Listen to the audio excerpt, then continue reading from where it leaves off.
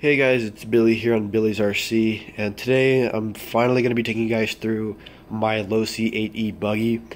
And the only reason why I'm making this video now is because I've done quite a number of modifications on this thing since I've had it, and only recently I've made a big modification to the chassis and I've retuned the entire suspension, all in the last 2 days. And I actually do have a workshop video on that if you guys want to see it. Check out the latest videos. So yeah.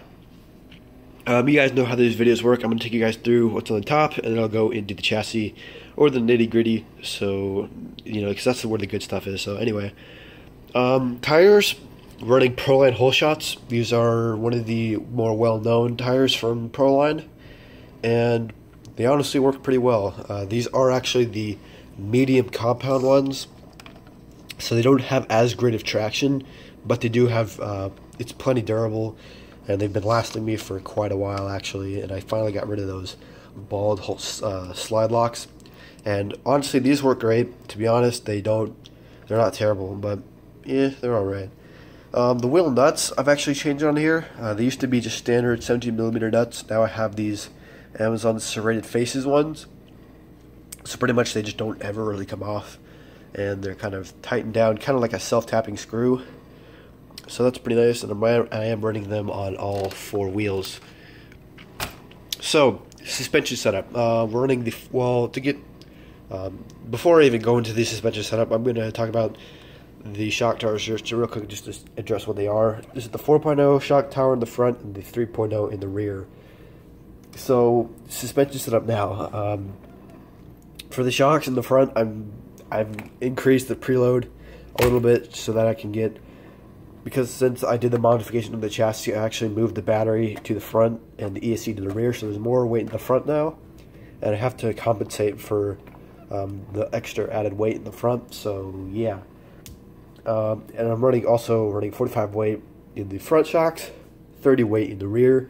Only reason why I'm really doing that, just so I can get a softer feel in the rear, and plus it doesn't need as much preload because there's less weight on the rear now. And last thing on the top is this 4.0 Losi 8 4.0 body. So now that that's out of the way, let us get into it. And I also have some Velcro tabs on here just so that the body doesn't chatter whenever it lands jumps or when it hits the chassis.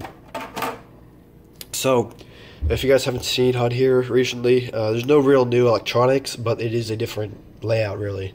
So I moved the battery to the front just because I needed a new location for it, because I needed to move the ESC up here, because I'm kind of thinking about running the sensor wire. Not too sure about it yet, but I needed a new place to put that ESC because it kept ripping off of the front. And if you guys saw the second video on my channel, I actually made a video about this thing, and the ESC was in the front, and the motor wires are just not long enough. So moving it to the front, or the rear, the ESC to the rear, really improves on that. So, yeah, that's kind of why I did that. And the batteries, I'm just running 4S. I have a couple brands of batteries for that.